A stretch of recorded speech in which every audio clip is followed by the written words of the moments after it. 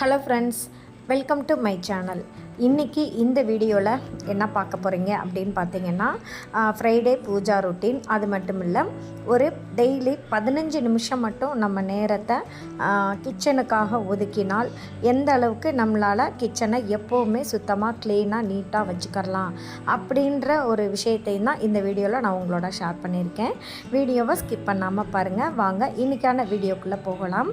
Friday, அதாவது வெள்ளிக்கிழமை அப்படின்னாலே எப்போவுமே தலைவாசலில் பூஜையும், அப்புறம் தலைவாசலை எப்போவுமே நம்ம மங்களகரமாக எப்படி வச்சுக்கிறது அப்படின்ற லாங் வீடியோவில் நிறைய வீடியோஸ் நம்மளோட சேனலில் பழைய வீடியோஸில் பார்க்கலாம். இப்போது இந்த வீட்டுக்கு வந்து இதுதான் ஃபஸ்ட் டைம் நான் வந்து ஃப்ரைடே பூஜா அதுலேயும் தலைவாசல் பூஜை செய்கிறது. இதுதான் நான் வந்து ஃபஸ்ட் டைம். முதல்ல காலையில் வெள்ளனை எந்திரிச்சிட்டு எல்லாம் போர்ட்டிக்கோலேருந்து எல்லாமே நல்லா நீட்டாக அலசி விட்டுட்டு மஞ்சள்னால் மெழுகுவோம் இல்லையா, அந்த மாதிரி நிலைவாசலோட 2 ஓரம், அப்புறம் படி இருக்குல்ல, அந்த படியில் 2 ஓரத்துலையுமே மஞ்சளால் நல்லா மெழுகிட்டு அதுக்கு பிறகு கோலம் போட்டு முடிச்சிட்டா தலைவாசல் எப்போவுமே நல்ல மங்களகரமாக சூப்பராக இருக்கும். நம்மளோட குலதெய்வமும் இஷ்ட தெய்வமும் தாயார் மகாலட்சுமி தாயாரும் நிலைவாசலில் தான் நிலையாக இருப்பாங்க. அதனால தான் நிலைவாசலை மட்டும் எப்போவுமே நம்ம வாரத்தில் 2 முறை வெள்ளி செவ்வாய் 2 நாட்கள்லையுமே நம்ம எப்போவுமே மங்களகரமாக வச்சுக்கிறணும்னு சொல்லுவாங்க. அது மட்டும் இல்லை, எப்போவுமே தான், அதாவது நிலைவாசல் வந்து எப்போவுமே நம்மளுக்கு வந்து சுத்தமாக க்ளீனாக இருக்கணும்.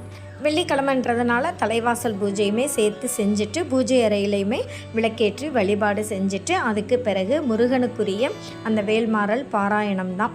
அந்த வேல்மாறல் பாராயணம் படிக்க படிக்க நல்ல உடம்புக்குள்ளேயே ஒரு புத்துணர்ச்சி வர்ற மாதிரி அவ்வளோ ஒரு சூப்பரான ஒரு ஃபீல். அது மட்டும் இல்லை, வீடே அப்படி ஒரு குட் வைப்ஸாக இருக்குது. ஏன்னா அந்த பாராயணம் பண்ண அந்த முருகனே நமக்கு வந்து நேராக நம்ம வீட்டு பூஜை அறையில் வந்து ஒரு அமர்ந்த அந்த ஒரு உணர்வை நான் வந்து உணர்கிறேன். பூஜை அறையை பொறுத்தவரை நம்மளுக்கு வந்து ஹாலில் ஷெல்ஃபில் வச்சுருக்கிறதுனால ரொம்ப குறுகிய அளவுக்கு தான், சின்ன அளவுக்கு தான் நம்ம வந்து ஃபோட்டோஸ் வச்சு வழிபாடு செஞ்சிட்ருக்கேன். அதே மாதிரி தான் தீபங்களும் அந்த வீட்டில் இருந்தப்போ நிறைய ஏற்றி வழிபாடு செஞ்சேன். ஆனால் இங்கே வந்து எப்போவுமே கரும்பு காமாட்சி அம்மன் விளக்கு மட்டும் காலையிலேருந்து இரவு வரைக்கும் தீபம் எரியிற மாதிரி ரெடி பண்ணி வச்சுருக்கேன். முருகனுக்கு வந்து காலையில் வேல்மாறல் பாராயணம் செய்யும்போது ஒரு மணி நேரமும், அப்புறம் மாலை நேரத்தில் கொஞ்சம் நேரம், ஒரு அரை மணி நேரம் மட்டும் தீபம் எரியிற மாதிரி ரெடி பண்ணியிருக்கேன். இப்போது இந்த நீங்கள் அந்த லோட்டஸ் மாடலில் இருக்கிற இந்த பத்தி ஸ்டாண்ட் பார்க்குறீங்க பார்த்தீங்களா, இதை வெறும்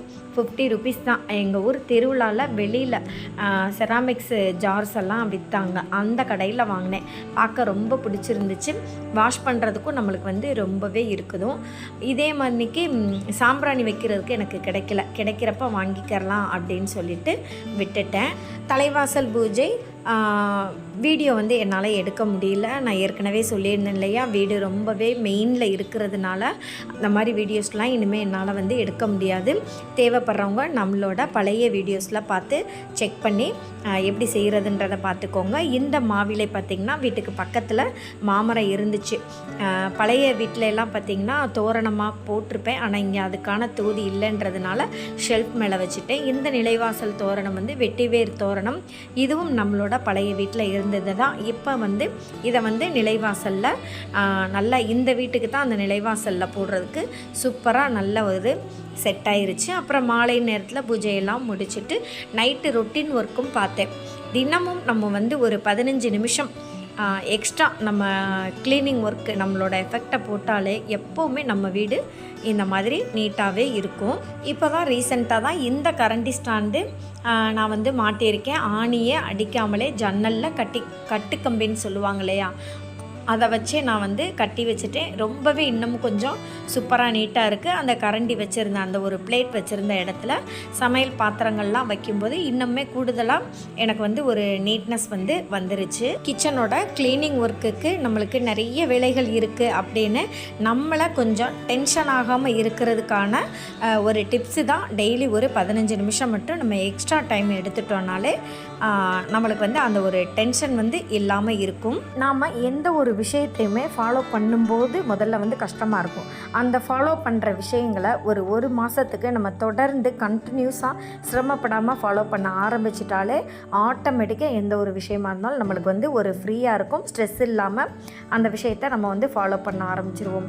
அதே மாதிரி தான் நம்ம வீட்டை மெயின்டைன் பண்ணுற வேலையிலையும் ஒரு சில விஷயத்தை டைம் போட்டு நம்ம மெயின்டைன் பண்ணும்போது ஈஸியாக இருக்கும். இப்போது சமையல் வேலை அப்படின்னு எடுத்துட்டிங்கன்னா, சமைக்கும்போது சமையல் வேலையை மட்டும் பார்க்காம என்னோட பழக்கம் எப்படின்னு பார்த்தீங்கன்னா, இப்போ குழம்பு தாளித்து விட்றோன்னா அந்த கொதித்து அந்த குழம்பு ரெடி ஆகிற வரைக்கும் அந்த இருக்கிற கேப்பில் சைடில் ஏதாவது நீட்டாக க்ளீன் பண்ணுறது, பாத்திரம் விளக்குறது, அப்புறம் இந்த இஞ்சி பூண்டு பேஸ்டெல்லாம் அடிக்கணும்னா அதுக்கு எல்லாத்தையுமே ரெடி பண்ணுறது, இந்த மாதிரி சின்ன சின்ன வேலைகளை நான் எப்போவுமே கையோட ரெடி பண்ணிடுவேன். அந்த கேப்பை வந்து நான் வந்து வேஸ்ட் பண்ணவே மாட்டேன். அதே மாதிரி தான் வெஜிடபிள்ஸ்லாம் நம்ம வந்து கட் பண்ணுறோம், வெங்காயம்லாம் உரிக்கிறோம் அப்படின்னு எடுத்துட்டிங்கன்னா, நம்ம என்ன செய்வோன்னா, சரி க்ளீன் பண்ணும்போது மொத்தமாக எல்லாத்தையுமே எடுத்துக்கலாம் அப்படின்ட்டு விட்டுருவோம்.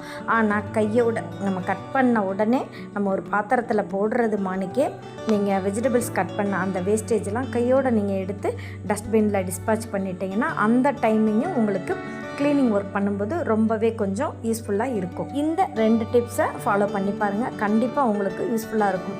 சின்ன டிப்ஸு தான், ஆனால் இந்த சின்ன டிப்ஸ் தான் நம்மளுக்கு வந்து கொஞ்சம் ஸ்ட்ரெஸ் இல்லாமல் ஈஸியாக வேலையை முடிக்கிறதுக்கு ரொம்பவே ஹெல்ப்ஃபுல்லாக இருக்கும்.